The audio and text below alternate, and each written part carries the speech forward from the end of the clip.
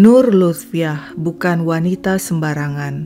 Dia berasal dari keluarga terpandang. Ayahnya mendiang Nur Ghazali, seorang ulama karismatik yang memiliki puluhan ribu jemaah di Indonesia dan di luar Indonesia. Namun berbeda dengan ayahnya yang fokus dengan kegiatan dakwah, Nur adalah seorang karyawati di PT Dwi Putra Tirta Jaya yang berlokasi di Ruko Royal Gading Square di kawasan Kelapa Gading, Jakarta Utara. Perusahaan itu milik Sugianto Tan dan bergerak di bidang jasa angkutan atau kargo kapal antar pulau untuk produk-produk perkebunan, bahan bangunan, alat-alat berat, dan sebagainya. Sang bos Sugianto dikenal baik, adil, tegas menegur jika karyawan melakukan kesalahan, dan memberikan apresiasi jika karyawan bekerja dengan baik. Di kantor hanya ada 5 karyawan yang salah satunya adalah Nur Lutfiah. Nur telah bekerja sejak perusahaan itu berdiri 2012. Menurut rekan-rekannya, wanita itu sosok pendiam dan tertutup, tidak pernah bercerita tentang dirinya. Sehari-hari Nur mengurusi administrasi keuangan termasuk laporan pajak perusahaan. Pekerjaan Nur tampaknya lancar-lancar saja, hingga suatu hari datang surat teguran dari kantor pajak tentang transaksi perusahaan periode tahun 2015 hingga 2018. Tentu saja teguran itu bikin sang bos Sugianto kaget. Usut punya usut, terbukti selama ini Nur Lutfiah telah melakukan penggelapan pajak. Uang perusahaan yang seharusnya disetorkan ke kantor pajak malah masuk rekening pribadi. Disinyalir penggelapan yang dilakukan Nur mencapai 1,8 miliar rupiah. Hal ini bikin sang bos Sugianto murka dan mengancam akan melaporkan Nur ke polisi. Nur Lutfiah ketakutan. Dia tidak mau berakhir di balik bui. Apa yang harus dilakukannya? Setelah berpikir-pikir, dia pun bertekad akan membereskan masalah itu dengan caranya sendiri. Suatu hari pada 20 Maret 2020, Nur yang tinggal di perumahan Cibubur Mansion di kawasan Cilengsi, Jawa Barat dikunjungi Ruhiman alias Maman, suami sirinya sejak 2019. Maman tinggal di Lampung dan kerap mengunjungi Nur di Cilengsi dengan mobil Pajero-nya. Kepada Maman, Nur bertanya, "Om, ada nggak orang yang bisa ngilangin orang?" Maman terkejut. "Untuk apa dan siapa orang yang akan dihilangin?" "Si bos itulah," jawab Nur merujuk pada Sugianto. "Ada masalah apa kamu dengan dia?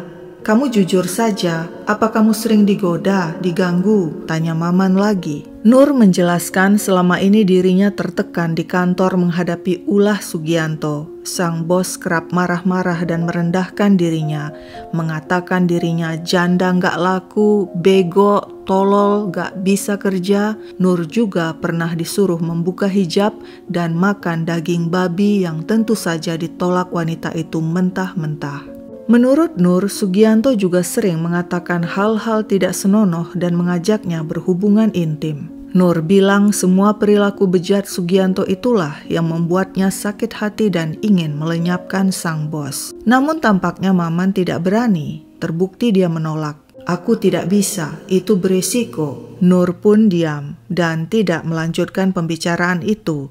Hingga 5 bulan kemudian, pada 4 Agustus 2020, saat itu Maman berkunjung ke rumah Nur dan wanita itu kembali bertanya, "Gimana Om, ada yang bisa ngilangin orang gak?" Maman menjawab, "Gak tahu, emang kamu benar serius? Sebetulnya itu perintah siapa?" Nur Lutfiah lalu menjelaskan almarhum ayahnya Nur Ghazali, sang ulama yang memerintahkan dirinya untuk menghabisi Sugianto. Maman yang sangat menghormati almarhum Nur Ghazali akhirnya setuju. "Ya sudahlah, aku pikir-pikir dulu. Nanti aku coba ngobrol dengan kawan, barangkali ada yang ngerti." Saat itu juga Nur mengatakan dia sudah siapkan dana sebesar 220 juta rupiah untuk aksi itu. Dia pun mentransfer 100 juta rupiah ke rekening Maman. Sisanya sejumlah 120 juta akan diberikan secara tunai. Maman mulai menyusun strategi. Hal yang pertama dilakukannya adalah minta bantuan teman-temannya, sesama jemaah ulama Nur Ghazali, ayah Nur Lutfiah. Maman menemui mereka di Majelis Taklim At-Tazkir di Jalan Raya Kutabumi, Tangerang. Seluruhnya ada 4 orang, yaitu Insinyur Arbain Junaidi, Rosidi, Dedi Wahyudi, dan Syahrul Sawirudin. Untuk membicarakan rencana itu lebih detail, Maman mengajak mereka menginap di Hotel Pakuwon Tangerang. Anak Bapak Kiai si Empi minta tolong, ada nggak yang bisa ngelewatin orang? Soalnya masalahnya agak gawat. Demikian Maman menjelaskan. Menurut Maman, jika orang itu tidak mati, maka Nur alias Empi mengancam akan bundir. Maman juga menjelaskan bahwa almarhum Nur Ghazali, ayah Nurlah yang ingin Sugianto dilenyapkan selamanya. Maman menegaskan, Nur Lutfiah adalah media untuk memindahkan cahaya-cahaya yang pernah mengikuti orang tuanya. Teman-temannya pun menjawab serentak, siap. Beberapa hari kemudian, pada 9 Agustus, Maman CS kembali berkumpul dan kali ini menginap di Hotel Ciputra Cibubur. Pria itu lalu menemui istri sirinya Nur Lutfiah di perumahan Cibubur Mansion. Dia kembali bertanya kepada Nur, "Kamu serius dan yakin akan hal ini?" Nur menjawab dirinya sudah yakin sebab itu adalah perintah dari almarhum ayahnya Nur Ghazali. Maman pun mengajak Nur menginap di Hotel Ciputra sekalian bertemu dengan teman-temannya. Saat berkumpul di kamar hotel, Nur duduk di atas tempat tidur sedangkan yang lain duduk di bawah. Mendadak wanita itu kerasukan arwah ayahnya. Dia berkata, "Apakah kalian siap berjuang?" Semuanya menjawab, "Siap, Eyang." Nur berkata lagi, "Maman, kapan kamu tepati janjimu?" Sesaat kemudian wanita itu tersadar. Pada Senin 10 Agustus 2020 pagi hari sambil mengantar Nur Lutfiah ke kantor, Maman juga sekalian mengajak teman-temannya ikut untuk melihat lokasi kantor Sugianto di kawasan Kelapa Gading, Jakarta Utara. Kepada teman-temannya, Maman menjelaskan, Pak Sugianto kalau ke kantor melewati pintu perumahan dan itu kantornya yang warna oranye. Maman mengusulkan untuk memancing Sugianto keluar dari kantor, Rosidi harus berpura-pura jadi petugas kantor pajak. Namun Maman masih bingung bagaimana cara menghabisi pria itu. Insinyur Arbain kemudian menyarankan menghabisi Sugianto di dalam mobil dengan memakai tali rafia, golok, dan kapak. Semua setuju. Esoknya 11 Agustus sekitar pukul 10 pagi mereka berkumpul di Hotel Santika Kelapa Gading. Rosidi lalu menghubungi Sugianto dan berpura-pura menjadi petugas kantor pajak. "Selamat siang Pak Sugianto, saya Leo dari kantor pajak Kanwil Jakarta Utara. Bapak diduga menggelapkan pajak. Bagaimana Pak? Apa kita bisa bertemu?" Sugianto menjawab, "Iya Pak Leo, baik, saya save nomor Bapak. Kapan saja Bapak ajak bertemu, saya siap." "Oke, saya sampaikan ke tim saya, nanti Bapak saya hubungi lagi," jawab Rosidi. Tapi kemudian Rosidi jadi ragu setelah Dedi memberi masukan akan sulit melenyapkan orang jika dijerat dengan tali rafia. Akhirnya rencana batal dan hal itu disampaikan kepada Maman. Saat itulah Maman memutuskan cara paling efektif adalah dengan menggunakan senpi. Tapi dari mana mendapatkan senpi? Kebetulan Insinyur Arbain memiliki senpi. Senpi itu dibelinya dulu tahun 2012 untuk alasan jaga-jaga. Tapi siapa yang akan bertugas melakukan eksekusi? Rosidi pun menghubungi Diki Mahfud, sesama jemaah Majelis Taklim yang berada di Pangkal Pinang, Provinsi Bangka Belitung, yang sebelumnya sudah pernah ditawarinya untuk jadi eksekutor. Saat pembicaraan pertama, Rosidi mengatakan, "Bisa berangkat ke Jakarta enggak? Ini ada tugas dari Eyang, murni untuk ibadah." Rosidi menjelaskan bahwa tugas yang akan mereka lakukan atas perintah Ruhiman alias Maman, suami siri Nur Lutfiah. Rosidi mengingatkan Diki bahwa Maman merupakan sosok penerus perjuangan Nur Ghazali, ayah Nur Lutfiah, yang merupakan guru spiritual mereka. Rosidi mengatakan, "Kita harus melakukan pembunuhan terhadap satu orang yang punya goibnya besar." Pria itu menjanjikan upah 200 juta rupiah. Diki kemudian menjawab, "Saya nggak begitu-begituan, saya sudah tobat." Dia minta untuk istiqorah terlebih dulu. Barulah keesokan harinya saat kembali dihubungi dan Maman bicara langsung dengannya, Diki menyanggupi. Pada 12 Agustus, Diki pun berangkat ke Jakarta dengan pesawat terbang dan dijemput di bandara oleh rekan-rekannya. Sementara itu juga sudah dipersiapkan segala sesuatu untuk melancarkan eksekusi, yaitu sebuah sepeda motor bekas, plat nomor palsu sepeda motor, serta jaket dan helm Grab untuk penyamaran. Sepeda motor itu dititipkan kepada satpam di lahan parkir di dekat kantor Sugianto. Diki kemudian diajak melakukan survei kantor Sugianto di kawasan Kelapa Gading. Tidak lupa Insinyur Arbain mengajarkan Diki cara memakai senpi. Mereka berlatih menembak di lahan kosong di kawasan perumahan Citra Garden Cibubur.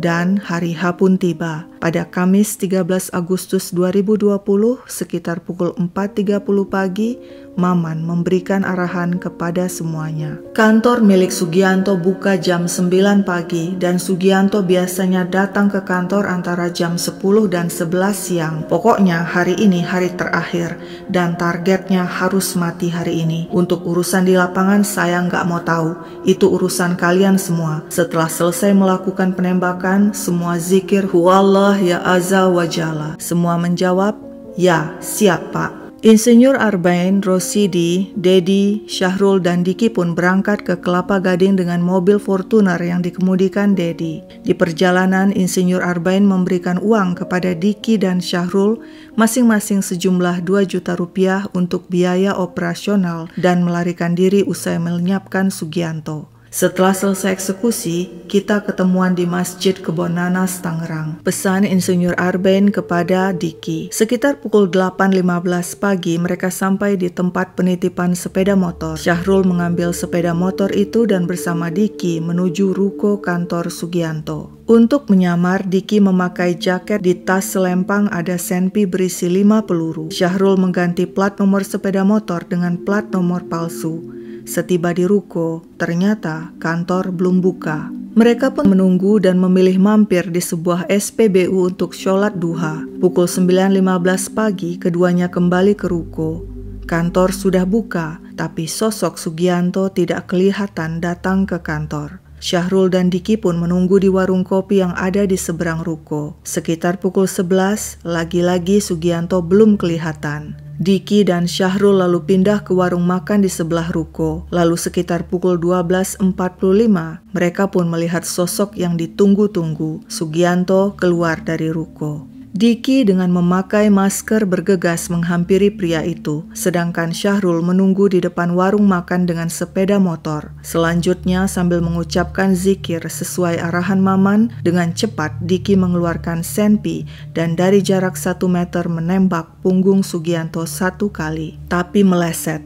Sugianto yang terkejut segera berlari ke arah pos satpam. Diki langsung mengejar sambil mendor punggung Sugianto sebanyak 2 kali. Ketika Sugianto membalikkan badan, Diki kembali mendor bagian dada Sugianto 1 kali, lalu terakhir mendor kepala Sugianto 1 kali. 5 peluru habis sudah. Sugianto terkapar berlumuran darah.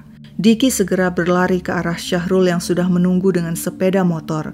Keduanya langsung tancap gas ke arah Pasar Ular Tanjung Priok. Diki membuka jaket Grab dan memasukkannya dalam kantong plastik dan memberikannya kepada Syahrul. Setelah itu dia turun di suatu tempat naik ojek dan meneruskan perjalanan naik taksi menuju Masjid Kebon Nanas, Tangerang untuk bertemu Insinyur Arbain. Sementara itu Syahrul langsung menuju rumah Insinyur Arbain di Tiga Raksa, Tangerang dan menyimpan sepeda motor di sana. Insinyur Arbain kemudian menjemput Diki di masjid di Kebon Nanas. Bersama-sama mereka menuju rumah Insinyur Arbain di kawasan Tiga Raksa. Diki menyerahkan senpi kepada Insinyur Arbain. Di rumah Arbain sudah menunggu Syahrul. Setelah sholat maghrib, mereka pun berangkat ke Lampung dengan mobil. Dan di Lampung, pada 14 Agustus, Maman memberikan 100 juta rupiah sebagai upah kepada Diki. Pria itu bertanya, "Halal nggak nih?" "Halal," jawab Maman. Setelah yakin uang itu halal, barulah Diki menerimanya. Kepada Diki, Maman mengatakan kekurangannya akan diberikan oleh Insinyur Arbain. Dan benar, keesokan harinya, Insinyur Arbain memberikan 100 juta rupiah kepada Diki. Lalu Diki memberikan jatah 10 juta rupiah kepada Insinyur Arbain dan 20 juta rupiah kepada Syahrul. Setelah kejadian penembakan itu, Satpam Ruko yang menyaksikan semuanya melaporkan hal itu kepada Polsek Kelapa Gading. Ketika polisi tiba di TKP, Sugianto segera dibawa ke Rumah Sakit Polri Kramat Jati, Jakarta Timur. Pembunuhan itu terjadi di siang bolong. Lewat rekaman CCTV gedung, polisi bisa melihat dengan jelas penembakan itu. Polisi menanyai keluarga Sugianto dan seluruh karyawan PT termasuk Nur Lutfiah. Nah, saat Nur Lutfiah ditanyai, mendadak wanita itu kesurupan. Dirinya dirasuki arwah Sugianto. Aku dibunuh karena persaingan bisnis. Demikian kata sang arwah. Sementara itu keluarga besar Sugianto berkabung. Mereka tidak menyangka Sugianto pergi dengan cara yang begitu tragis. Setahu mereka, Sugianto tidak punya musuh. Mendiang Sugianto dimakamkan di San Diego Hills, Karawang, Jawa Barat. Pemakamannya dihadiri keluarga besar, sahabat, kolega, dan seluruh karyawannya termasuk Nur Lutfiah. Saat pemakaman itu, lagi-lagi Nur kerasukan arwah Sugianto yang berkata, Aku dibunuh karena persaingan bisnis. Mendengar Nur 2 kali kesurupan arwah Sugianto yang seolah ingin memecahkan misteri kematiannya sendiri, polisi bukannya takjub, tapi malah curiga. Selain kesurupan, saat ditanyai, keterangan Nur juga selalu berubah-ubah. Polisi pun minta Nur melakukan tes poligraf, dan hasilnya gagal. Hal ini membuat polisi lebih intensif menginterogasi Nur. Pada akhirnya, wanita itu tidak kuat hingga kemudian menyerah dan mengaku dirinya lah dalang pembunuhan sang bos Sugianto. Motifnya, dia sakit hati karena sering direndahkan dan dilecehkan sang bos. Selain itu, dia juga menggelapkan pajak perusahaan dan takut dilaporkan kepada polisi. Dari pengakuan Nur itulah, kemudian polisi menangkap semua pelaku termasuk Nur Lutfiah, Ruhiman alias Maman suami Siri Nur, Diki Mahfud si eksekutor, Syahrul, Insinyur Arben Junaidi, Rosidi, Dedi Wahyudi, dan 5 pria lainnya yang ikut membantu mereka. Jadi total ada 12 pelaku yang ditangkap polisi. Tempat penangkapan mereka di Cibubur, Lampung, dan Surabaya. Setelah semuanya tertangkap, Maman CS baru tahu bahwa mereka diprank oleh Nur Lutfiah yang berlagak kesurupan arwah ayahnya yang memerintahkan untuk membunuh Sugianto.